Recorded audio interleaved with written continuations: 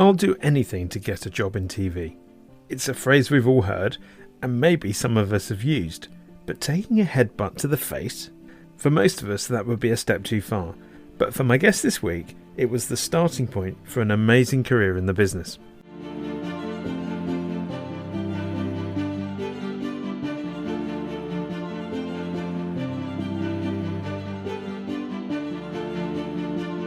Kevin MacLellan's CV includes stints at MTV Networks, HBO and Sony Pictures, but it's his time at Comcast and NBC Universal, where he ended up as chairman of Global Distribution and International, that stands out for size and profile of role, with responsibility for $5 billion in revenue, 2,500 employees, and an era-defining digital and creative output.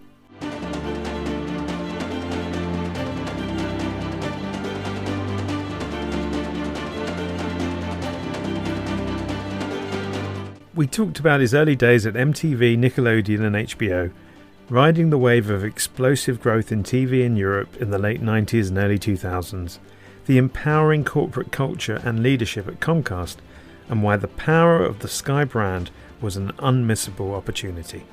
Enjoy.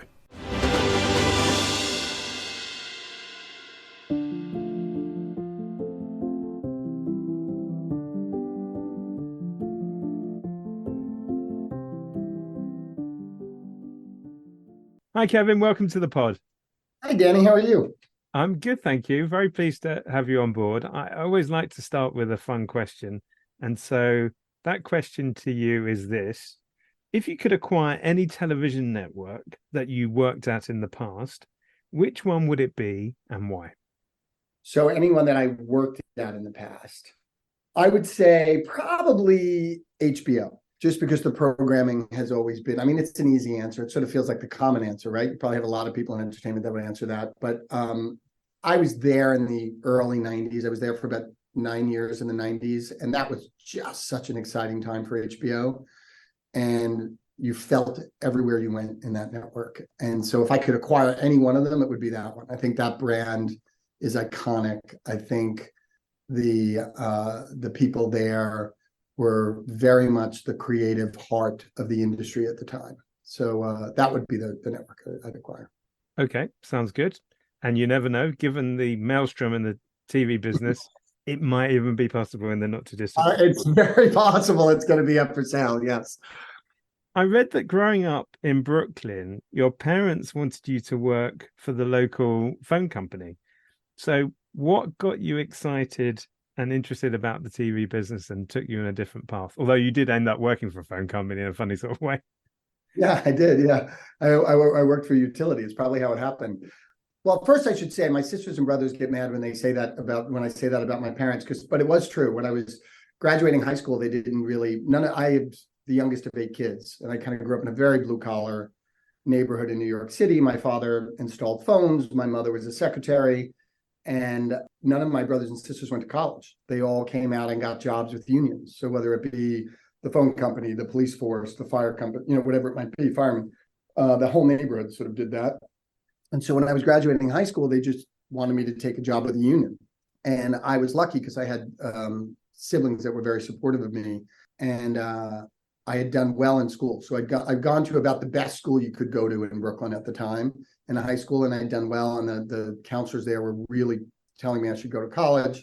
And my sister, who's actually visiting me right now, my sister Maureen, had said to me, "What are you going to study in college?" And I said, "Well, I'll probably be an accountant because that's what mom thinks I should do." And she said, "Well, don't do what mom wants you to do. What do you want to do?" And I said, "If I tell you, you're just going to make fun of me." And she said, "No, I won't." She said, "Just tell me something you like. Do something you like." And I said, "If I tell you what I like, you're going to make fun of me." And she said, "No, I won't." And I said, "I like watching TV," which didn't feel like the smartest of answers at the time. And my sister said, "Well, then go do that in college." And I didn't even know you could do that. So that's kind of how I ended up in college. That's how I studied television. So I did know from an early age that that was something I was attracted to. And then how did you get the start in the business? And what were some of the early jobs, I think, at places like Comedy Central and Nickelodeon? Yeah, that was, really tough. And I get a lot of young people asking me those questions today. Mine is almost like a comedy movie, but I got out of college and really wanted to work in television and film and had no connections. And that was a big thing that my mother felt, that without connections in the entertainment industry, that it wasn't really possible to get into the industry. I was lucky because I grew up in New York, so I actually was in a city where there was a lot of production going on. But I got out of college, I became a bartender, and I was making a lot of money. So it makes it hard to switch from a job when you're making a lot of money. And I went to a New Year's Eve party, and my roommate from college got into a fist fight over a girl with another guy. I tried to break it up, and the other guy headbutted my face and broke my nose. The next day, he felt badly about that and called me and said, listen, my girlfriend, the said girlfriend that they were fighting over, is a manager of production at Nickelodeon. And I hear you're trying to get into the television business. So she said she'd be happy to meet with you. So the one smart thing I knew is I had two big black eyes and my nose was all swollen, is that I had to get in and see her right away for the guilt factor. And so I went in and saw her like a day or two later, and I still really looked very messed up. And she was like, oh my God, when she saw my face. And so she immediately hired me as a freelance production assistant at Nickelodeon. And that's kind of how it started. And because I was in New York, I not only did Nickelodeon, but Nickelodeon was under MTV Networks, and we made loads of music videos back in the day. So I did a lot of music videos. I did a lot of commercials. I did a lot of kids television production. I started with nothing, and I ended up working kind of 7 days a week for probably 2 years. And I pretty quickly went from production assistant to production coordinator to production manager to line manager. Were there any particular videos that stand out from that time for you? I did a Boys to Men video, and they were probably 15, around that age. And I was given the responsibility of kind of looking after them. And it was not easy.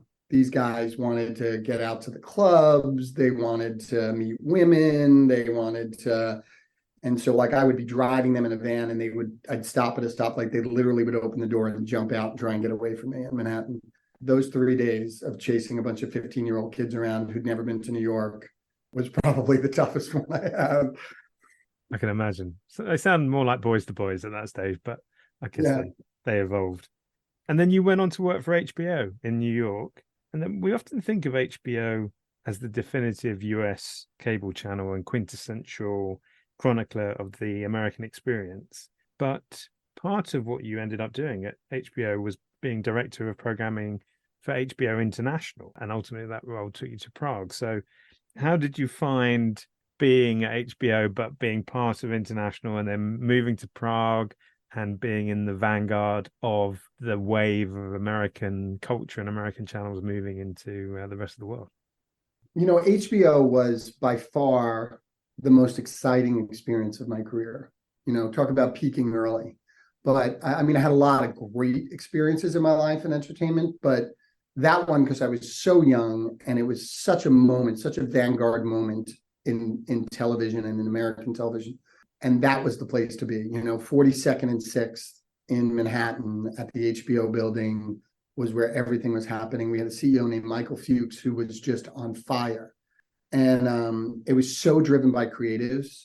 Later in life, the amount of things that are driven, and I say nothing about finance people, they've saved my life many, many times. But it was a creative, from ground up creative company, that the creativity is what launched everything.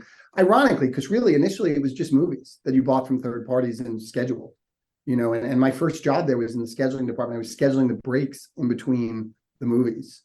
And I only took that job. I really wanted to be in production, but I took that job because I needed medical insurance. And I ended up loving it. So I got that job, and I knew I wanted to be an international because in college I had backpacked through Europe every chance I got.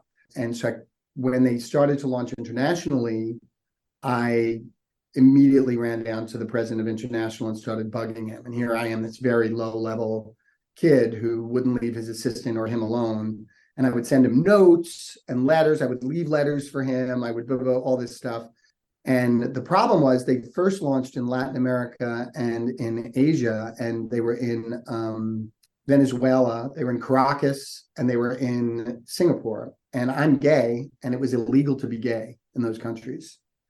So I couldn't go there, and then when they finally opened in Europe, they chose Prague mostly for tax reasons. Actually, they first launched in Hungary, but Prague became their corporate headquarters because the government had given them some great tax breaks.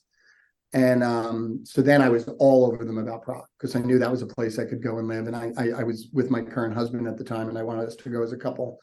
And so I ended up, the way the international thing happened was I tried and I never got it. I didn't have my MBA at the time. I didn't have any of the things that so many other people did.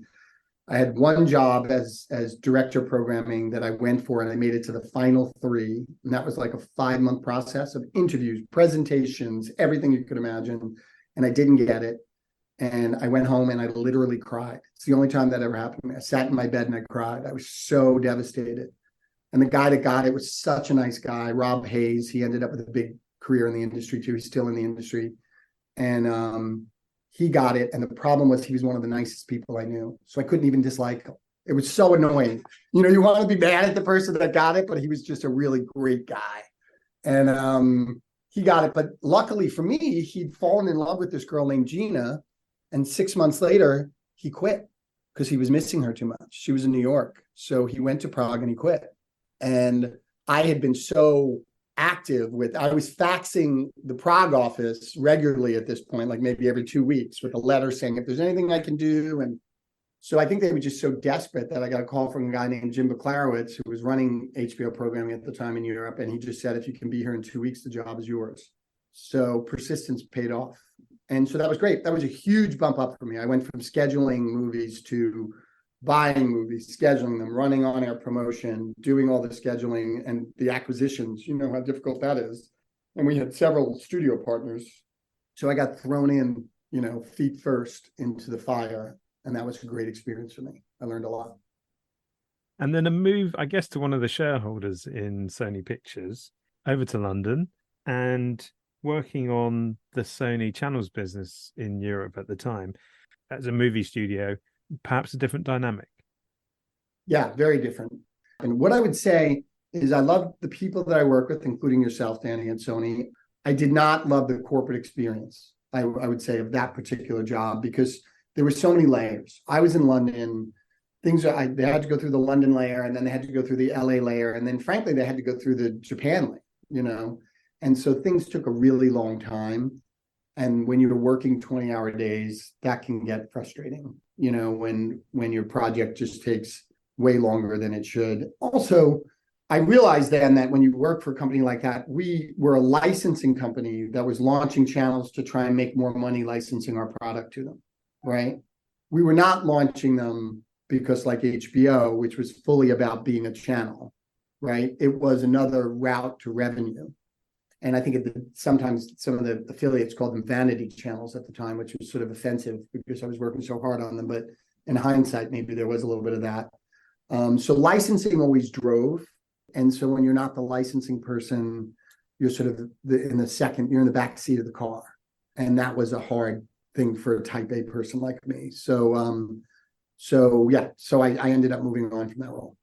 In 2001, you joined Comcast, which was a massive cable operation that owned a number of cable channels, which all had significant US distribution, but with a limited international footprint. And in your time as president of Comcast International Media Group, subscribers grew from 17 million to over 100 million, and revenue increased by over 500%. So how did you achieve that growth?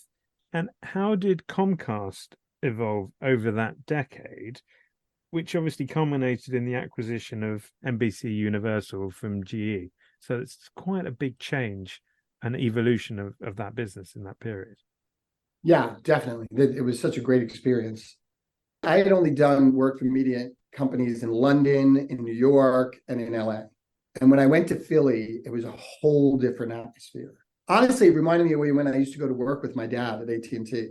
And I loved these guys. They were just kind of salt of the earth people, super smart, but, all they really wanted to do was get to the baseball or football or hockey game that night. And, very different from the Hollywood crowd. And I liked them a lot. So that was a big part of the reason I took that job. And I love the fact that they were very ambitious. Like when you met with Steve Burke, who was the CEO of Comcast at the time, and Comcast was, I think their claim to fame, they're like the 5th largest cable company in the US at the time. I mean, that's who they were. And Ralph Roberts, the the dad who launched it, the father of Brian Roberts, was very involved. So was Brian. And because it was a small enough company, you got to know all those guys at the time too. There wasn't so many layers like there was at a studio. If they were going to hire a head of international, they wanted to know who that head of international was. So they took time to know you. And I loved it. I worked out of LA, and I knew E Entertainment. This was 2001, and all you needed to do was look at any magazine stand and see how many entertainment gossip magazines had launched in the last 10 years.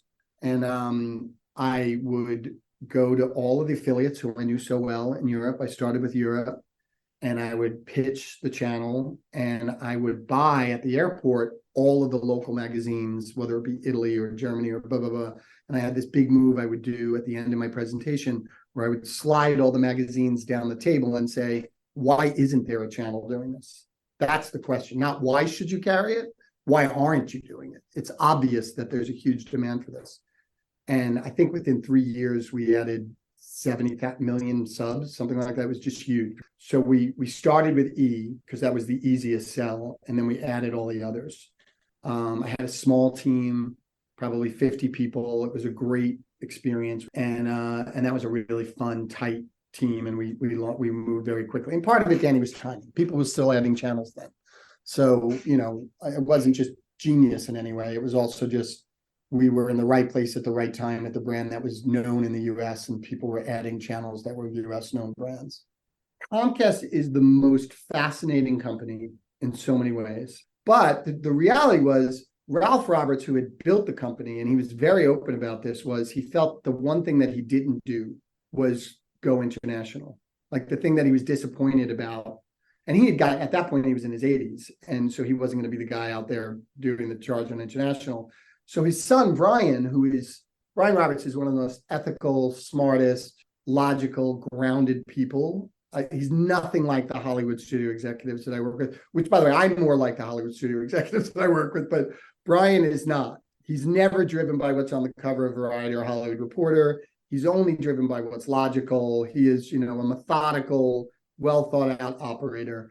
And he, for his dad's sake and for his sake, wanted to start having more of an international role. But between him and Steve Burke, who's one of the smartest people you're ever going to meet, they wanted to expand beyond being the fifth largest cable operator. So, very early on, they tried to buy Disney in 2004. That was a big, news story. And they hired a guy named Jeff Shell, who really kind of put together business models for them for how to buy different, big media groups in the US. And the one that he thought was the most logical was NBC Universal. And as a result of that, they kept focusing on that. And so it was sort of four people: Jeff Shell, the CFO, Mike Angelakis, Steve Burke, and Brian Roberts really wanted to buy one of the studios. And they honed their sights on NBC Universal, and the financial crisis happened, and GE was really in trouble and needed cash, and Comcast certainly had plenty of cash.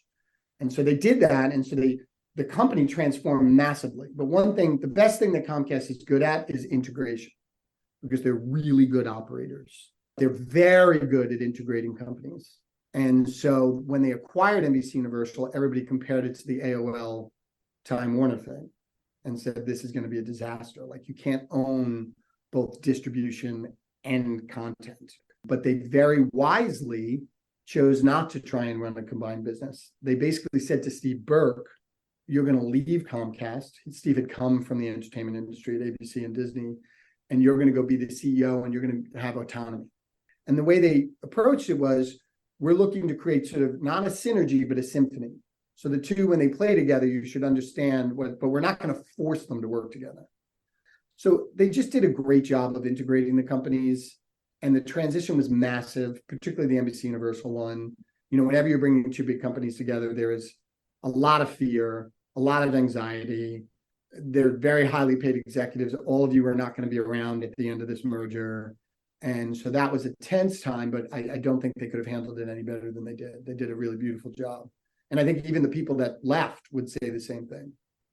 So by 2013, you were chairman of global distribution and international at NBC Universal, with responsibility for over $5 billion a year in revenue, 2,500 employees across 36 offices in the US and worldwide. I mean, that's a massive job. How do you manage an operation of that size? That's when you stop being an operator and you start being a manager of a portfolio. I was always an operator. Even when I was president, the job that I had just before that, I worked for Jeff Shell, who was chairman. And my job was and I was running production and channels and distribution. And my job was to make sure all of that worked, from an HR perspective, from a whatever it might be, travel, you know what I mean, all those things. And so when I was an operator, I was still in what are the scripts we're going to pick up? I would go to Jeff and I would say, we're going to spend $50 million on this series, greenlight it. And he'd say, well, where's the memo? And I'd say, don't you want to read the script? And he'd say, no, I don't have time to read the script. That's up to you. And if it fails, it's your responsibility, So I was very much in the operations of things then. And then when I got the chairman job, it very much became about what does the board want and what is our future strategy and who are we acquiring and what's the M&A and government affairs, and you're meeting with the EU and you're dealing with the British government and the Australian government. And so it's a really different role. So it went from being this sort of creative role to being a portfolio manager. And it was a huge learning curve for me. I was lucky because I had a lot of really smart executives who I was friends with, both in the UK that I admired and in the US. And I wasn't afraid to ask questions. That was really useful for me. Sophie Turner-Lang came in handy quite often. What was it like? It was like being a big senior corporate executive and always worried about the stock price. I'd never really worried about the stock price before that. I was worried about the stock price for 7 years as chairman because I affected it. What I did had an effect on it. Well, that was actually one of the questions that I wanted to ask, which was, how does the organization measure your success in that role? How do you evaluate your own performance? And did those two always align? Funnily enough, that's a good question. I think they did align. I don't think I would have thought that while I was doing it, but I think they did align. As I said, I really came up the creative route, but because of starting with Sony, I had to build that muscle of the business side of things, of building business models and so before, a big part of me rated like, what were the shows that I was putting on the air that I was proud of, whether that was acquiring them or making them. I mean, it was always great when they were hugely successful, right? So when you make a Downton Abbey, you're thrilled. And that's how I sort of gauged my success before. And then on the corporate side of things, it really became more about, did you hit your number?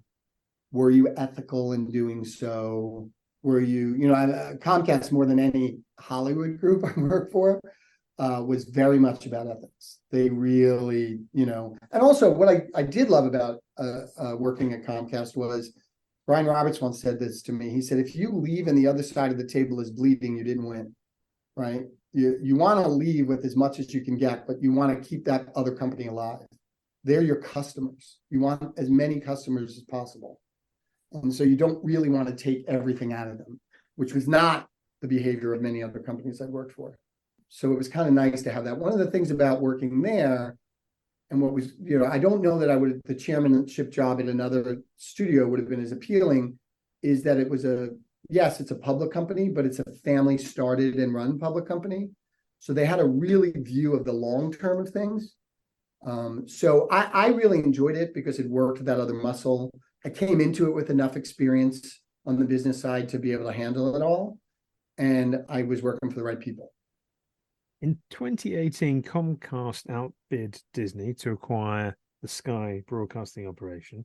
At the time, Comcast CEO Brian Roberts said that a London taxi driver had helped to convince him that buying Sky was the right move. Now, alongside that input, what else was the strategic rationale for the acquisition, apart from wanting to get a very big tip? It's so funny. That's such a Daily Mail, overblown thing that happened. Brian had been spending a lot of time in London.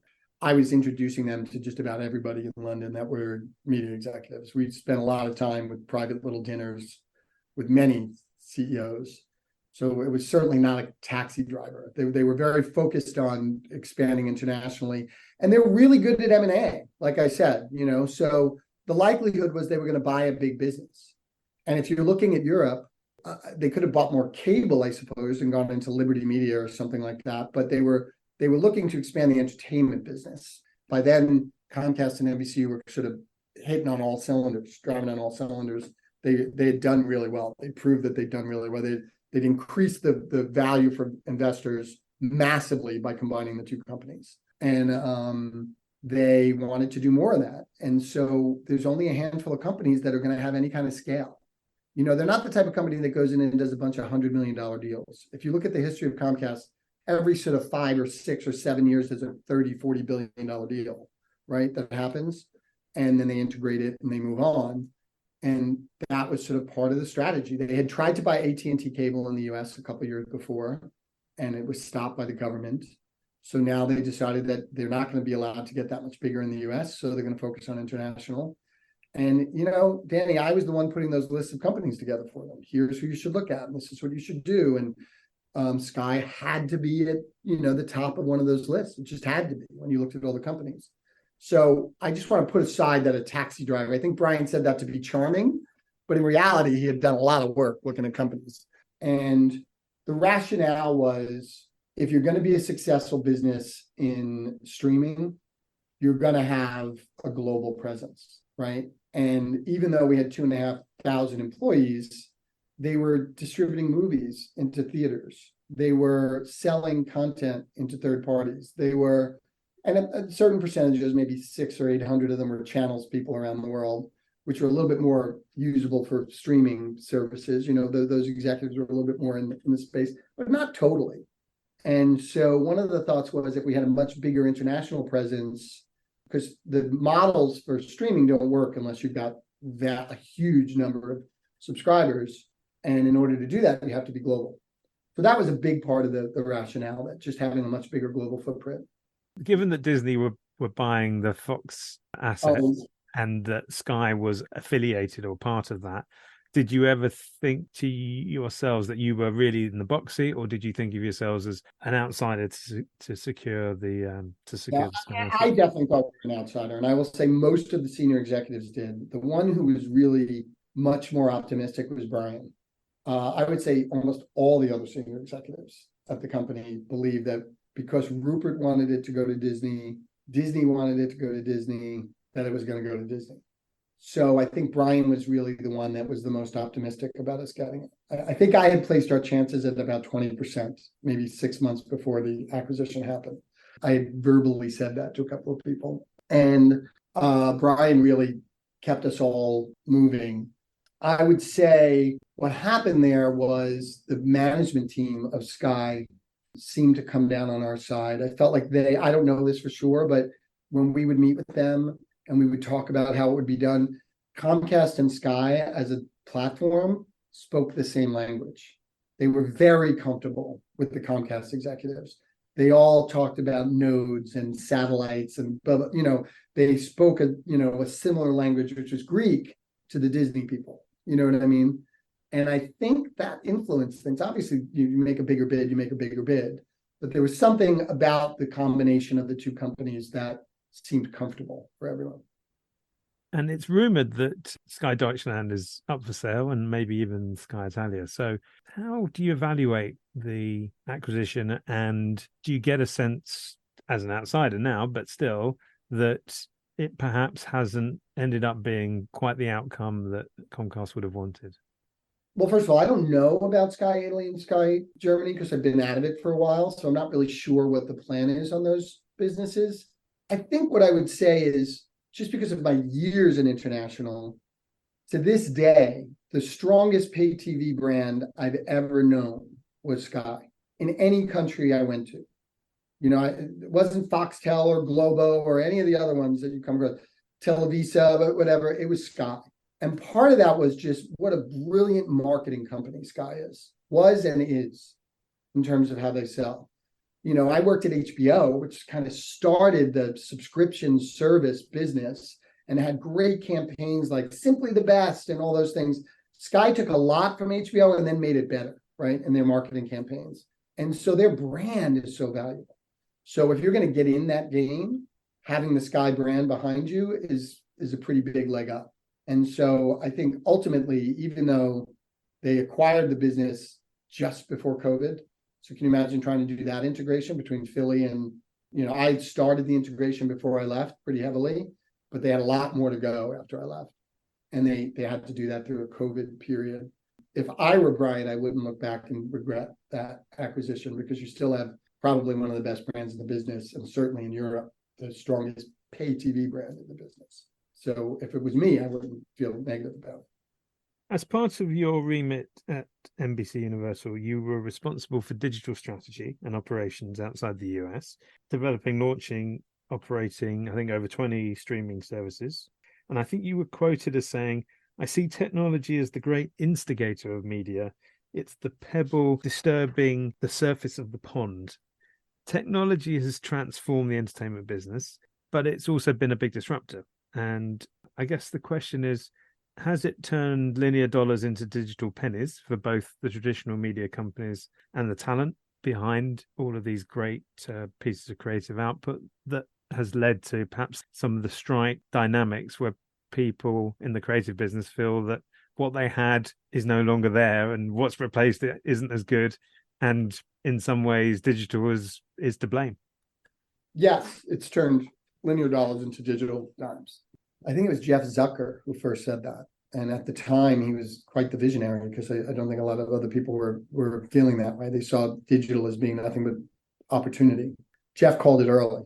And when I think that was something I might have said when I was doing the chairing the Royal Television Society thing. I think that comes from that. Good research, by the way. And I'd done a presentation that day that didn't go down so well, actually.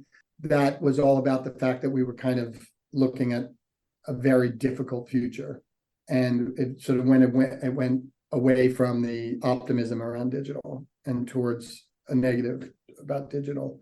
I got a lot of phone calls after that, actually, from some distribution platform CEOs in particular, about not being so negative. So, for me, I sort of felt like human beings, the direct to consumer issue of digital was the problem. We were no longer able to be the filters.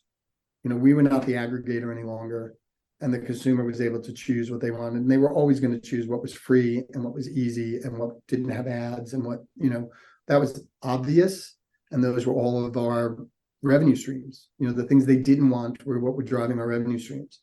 When I talked about the pond, I think I went on to talk about how those waves were going to disrupt every level. And that's what people reacted to, that I was being an alarmist. As it turned out, it happened much faster than I had ever predicted or thought at the time. So it was actually a much quicker transition than I was saying at the time. And I was being told by many people that I was being pessimistic then. But I think it did do that. And it started with DVDs. Having been the person who was also responsible for that revenue, very often they're not combined.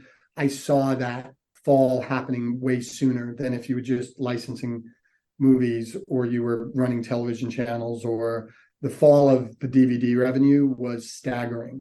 And, that's how I sort of extrapolated that out into, as you move this forward, into other platforms. So we did try and launch as many digital streaming services as we could. The problem was, Danny, that we weren't willing to give up the licensing revenue. So you can launch as many services as you want, but if you don't have exclusive or a lot of content on there, they're just not going to break through.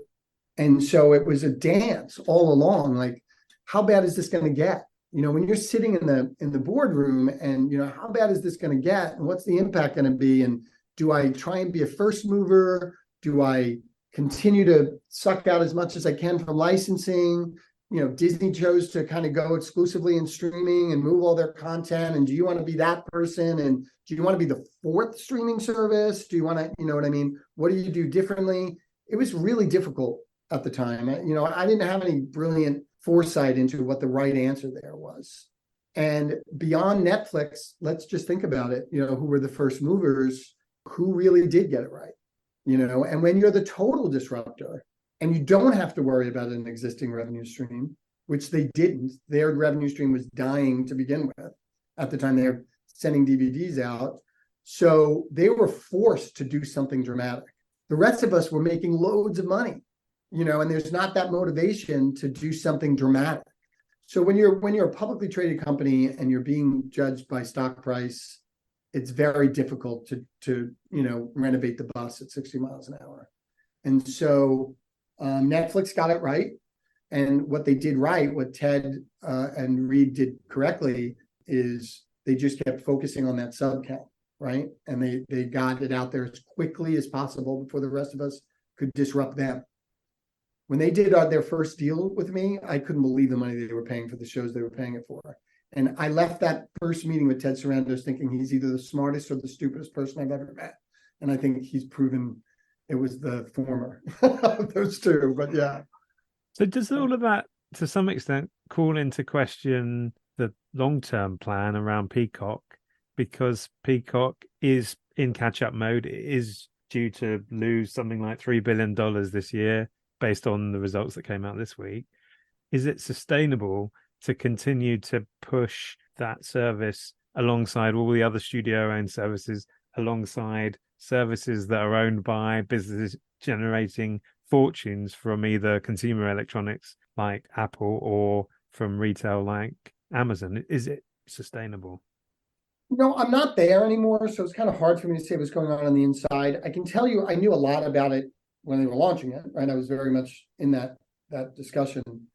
The thing with Peacock is it was meant to be not another competitor for premium subscription. It was launched really more as an AVOD service, because the strategy, which is a smart one still to this day, is NBC Universal NBC more than any other network has 38, 39 nights a year of NFL, Olympics, whatever that Golden Globes, whatever, of 10 plus million viewers all in one place at the same time, which advertisers still need desperately, right? Now, on a weekly basis, Law and Order, all those things, they may do these days, 1.2 million is a good number, you know what I mean? But still more than you're getting on most streaming services on any show, because people are watching them over a much longer period of time. So if you're an advertiser, you need a big group of people in the same place at the same time. You also want targeted advertising, which network isn't necessarily able to do, right? So the idea was, if we had a streaming service that could offer targeted, and we had these big nights a year that we could bring big numbers, you would, in the upfronts, you would sell the combination of the two. And we had a woman named Linda Yaccarino who recently went to Twitter, who by far is the most talented, by far, advertising executive you're ever going to meet. And she sort of was pushing that idea. And I still think they have that opportunity to do that, and in a way they are. They haven't given up on their ad-driven part of the service either. I don't know why an emphasis sort of became how many subs you have, when it was always meant to be, because they make a lot of money in advertising on Peacock, by the way. A lot of money, in the billions. And so they did that well. I'm not sure what happened, why you started to see a lot more. Might just be because the market's demanding it. They've gotten used to judging something based on how many new subscribers. What I read, they just added 2 million subs in the last quarter, which is great. You're right, but there are 22 million subs. They're not going to catch up to Disney or Netflix. That's just not going to happen. Even if they have a great show, even if they have Game of Thrones, they're not catching up. So the likelihood, Danny, and I think you see this in all the press, is that there's going to be a series of M&A that happens. And that's what happened with everything I've ever worked in. When I started and it was basic cable and there were 600 channels at one point, that, over time, you start to merge them and they become smaller and smaller, and you have less groups and you have packages of channels, and that'll happen with streaming as well. So will Peacock have a role in that? Maybe the brand will be something and it'll be alongside something else, and maybe the Peacock will be the AVOD service, and it'll be the Pluto of that particular package. You know what I mean? I think there's a space there for it. Certainly has some great content on it. The NBC, I know the Universal Library inside and out, and it's really valuable. So, well, speaking of which, we'll bring it back around to programming. Now, having acquired your own channel, you get to put 3 TV series or movies on it to choose for the opening night of this new service, which we might call Kevflix. Well, first of all, I would say, you'd asked me earlier of the channels that I worked for would I buy. If I could buy any channel today, which not a lot of people are talking about buying linear channels, I would buy FX. I think they have done a brilliant job of being a curator of truly outstanding content that doesn't have the broadest audience, but broad enough. So I wouldn't call it Kevflix, I'd call it FX. If I could buy another network, I would call it FX. That was sort of a hybrid of streaming and free to air. And I would probably choose shows like Fleabag, The Bear, and you know what I'd love to do? I'd love to make a US version of Gomorrah, the Italian mafia show. So yeah, that would be my 3 picks. And I would do that because I think that they all stood out, not only from a quality perspective, but from an edge, very edgy programming. And FX does that really well. And it makes them valuable to, when I first sat with Ted Sarandos for the first few years, getting to know him, he used to say, I want people that attract very devoted audiences. This is what their original strategy was. So we were doing a deal for Christopher Guest, for series for Christopher Guest. And we both loved the Christopher Guest films. And he had a very devoted audience, but not particularly wide. And Ted would say, I want 100 of those because the people are paying monthly fees and they're not going to get it somewhere else. And I think FX is one of those. It's a very devoted audience and it's wide enough and it can work really well as a streamer or a free to air. So I would go with those 3 shows. I would launch it on an FX network.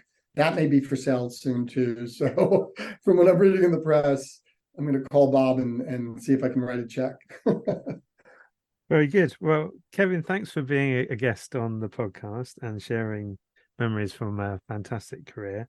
It's particularly good to be able to confirm that, to paraphrase another New Yorker with a global presence, you're still Kevin from the book.